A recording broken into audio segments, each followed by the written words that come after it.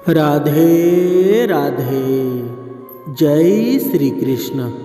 जय श्री कृष्ण। मित्रों, आज हम देखने वाले हैं कृष्ण ने पांचों पांडवों को बताया ऐसा होगा कलियुग। मतलब ये कलियुग कैसा होगा ये हम अभी जानने वाले हैं। वर्तमान युग में महाभारत के एक प्रसंग से आज का मानव कुछ सीख ले सकता है। यह प्रसंग उस वक्त का है जबकि पांचों पांडवों को वनवास हो गया था। वनवास जाने से पूर्व पांडवों ने भगवान श्री कृष्ण से कहा है, श्री कृष्ण, अभी यह द्वापर का अंतकाल चल रहा है, आप हमें बताइए कि आने वाले कलियुग में कलिकाल की चाल या गति क्या होगी, कैसी होगी। श्री कृष्ण कहते हैं, तुम पांचों भाई वन में जाओ और जो कुछ भी दिखे वह आकर मुझे बताओ, मैं तुम्हें उसका प्रभाव बताऊंगा। पांचों भाई वन में चले गए। वन में उन्होंने जो देखा उसको देखकर वो आश्चर्यचकित रह गए। आखिर उन्होंने वन में क्या देखा और श्री कृष्ण ने क्या जवाब दिया, युधिष्ठिर ने क्या देखा। पांचों भाई जब वन में रहने लगे तो एक बार चारों भाई अलग अलग दिशाओं में वन में भ्रमण को निकले। युधिष्ठिर भ्रमण पर थे तो उन्होंने एक जगह पर देखा कि किसी हाथी की 2 सूंड है। यह देखकर युधिष्ठिर के आश्चर्य का ठिकाना नहीं रहा। अर्जुन ने क्या देखा? अर्जुन ने दूसरी दिशा में भ्रमण पर थे। कुछ दूर जंगल में जाने पर उन्होंने जो देखा उसे देखकर वे आश्चर्य में पड़ गए। उन्होंने देखा कि कोई पक्षी है, उसके पंखों पर वेद की ऋचाएँ लिखी हुई है। वह पक्षी मुर्दे का मांस खा रहा है। भीम ने क्या देखा? दोनों भाइयों की तरह भीम भी भ्रमण पर थे। भीम ने जो देखा वह भी आश्चर्यजनक था। उन्होंने देखा कि गाय ने बछड़े को जन्म दिया है और जन्म के बाद वह बछड़े को इतना चाट रही है कि बछड़ा लहूलुहान हो गया। सहदेव ने क्या देखा? सहदेव ने जब भ्रमण पर थे तो उन्होंने चौथा आश्चर्य देखा कि 6-7 कुएं हैं और आसपास के कुओं में पानी है, किंतु बीच का कुआं खाली है। बीच का कुआं गहरा है, फिर भी पानी नहीं है। उन्हें यह देखकर घोर आश्चर्य हुआ कि ऐसा कैसे हो सकता है। नकुल ने क्या देखा? नकुल भी भ्रमण पर थे और उन्होंने भी एक आश्चर्यजनक घटना देखी। नकुल ने देखा कि एक पहाड़ के ऊपर से एक बड़ी सी शिला लुढ़कती हुई आती है और कितने ही वृक्षों से टकराकर उनको नीचे गिराते हुए आगे बढ़ जाती है। विशालकाय वृक्षों भी उसे रोक ना सके। इसके अलावा वह शिला कितनी ही अन्य शिलाओं के साथ टकराई पर फिर भी वह रुकी नहीं। अंत में एक अत्यंत छोटे पौधे का स्पर्श होते ही वह स्थिर हो गई। पांचों भाइयों ने अपने देखे गए दृश्य की चर्चा की और शाम को श्री कृष्ण को अपने अनुभव सुनाए। सबसे पहले युधिष्ठिर ने कहा कि मैंने तो पहली बार 2 सूंड वाला हाथी देखा। यह मेरे लिए बहुत ही आश्चर्यजनक था।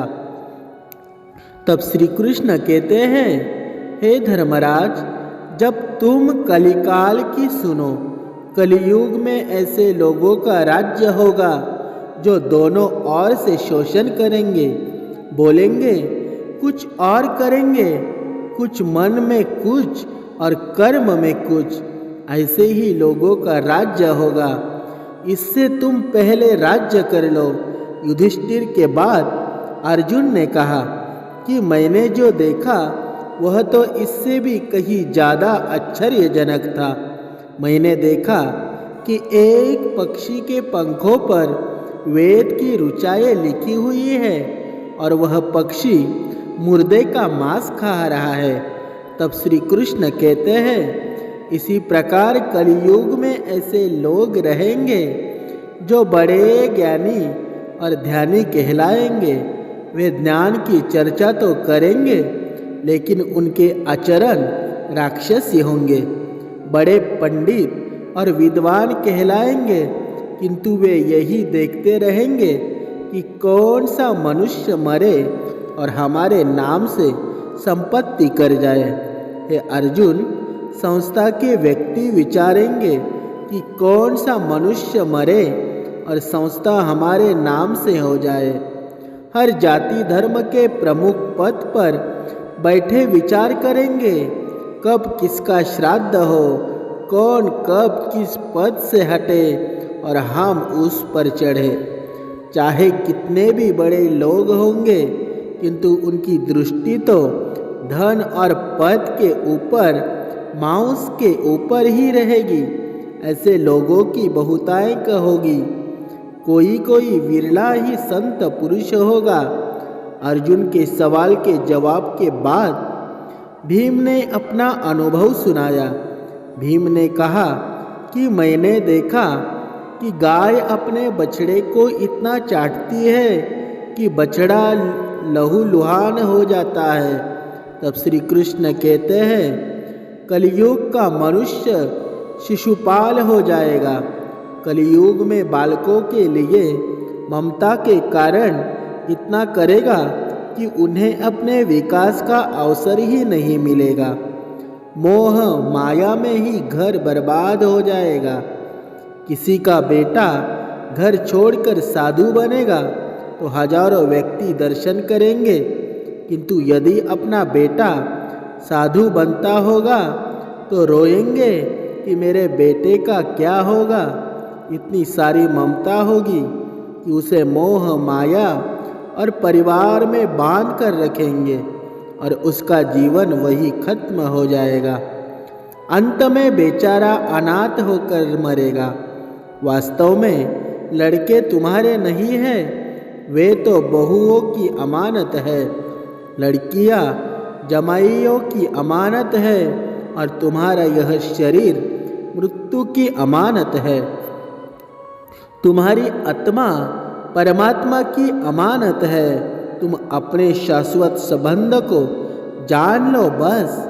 भीम के बाद सहदेव ने पूछा, हे श्री कृष्ण, मैंने जो देखा उसका क्या मतलब है? मैंने यह देखा कि 5-7 भरे कुओं के बीच का कुआं एकदम खाली है, जबकि ऐसा कैसे संभव हो सकता है? तब श्री कृष्ण कहते हैं, कलयुग में धनाढ्य लोग लड़के लड़की के विवाह में, मकान के उत्सव में, छोटे बड़े उत्सवों में तो लाखों रुपए खर्च कर देंगे, परंतु पड़ोस में ही यदि कोई भूखा प्यासा होगा तो यह नहीं देखेंगे कि उसका पेट भरा है या नहीं। उनका अपना भी सगा भूख से मर जाएगा और वे देखते रहेंगे दूसरी और मौज मदिरा, मांस भक्षण, सुंदरता और व्यसन में पैसे उड़ा देंगे, किंतु किसी के दो और आंसू पोंछने में उनकी रुचि ना होगी। के कहने का तात्पर्य यह है कि कलयुग में अन्न के भंडार होंगे लेकिन लोग भूख से मरेंगे। सामने महलों बंगलों में ऐशो आराम चल रहे होंगे लेकिन पास की झोपड़ी में आदमी भूख से मर जाएगा। एक ही जगह पर असमानता अपने चरम पर होगी। सहदेव के बाद नकुल ने श्री कृष्ण को बताया कि मैंने भी एक आश्चर्य देखा। वह यह कि एक बड़ी सी चट्टान पहाड़ पर से लुढ़की और वृक्षों के तने और चट्टानें उसे रोक ना पाए, किंतु एक छोटे से पौधे से टकराते ही वह चट्टान रुक गई। तब श्री कृष्ण ने कहा, कलयुग में मानव का मन नीचे गिरेगा, उसका जीवन पतित होगा। यह पतित जीवन धन की शिलाओं से नहीं रुकेगा, ना ही सत्ता के वृक्षों से रुकेगा, किंतु हरि नाम के एक छोटे से पौधे से, हरि कीर्तन के एक छोटे से पौधे से मनुष्य जीवन का पतन होना रुक जाएगा। श्री कृष्ण जी ने बताया है कि इस कलियुग में एक ही ऐसा जीव होगा जो इस कलियुग में अत्यंत सुखकारी होगा। वो है जो परमात्मा का नाम लेगा, भक्ति मार्ग से जुड़ेगा।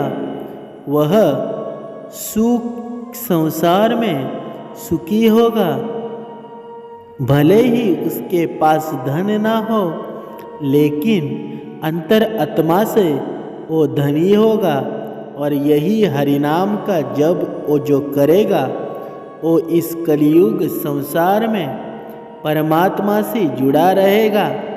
और जो मांस मच्छी जो खाएगा, उसका जल्द ही जल्द उसका पूरा शरीर नष्ट हो जाएगा और उनको कीड़े मकोड़े खा जाएंगे।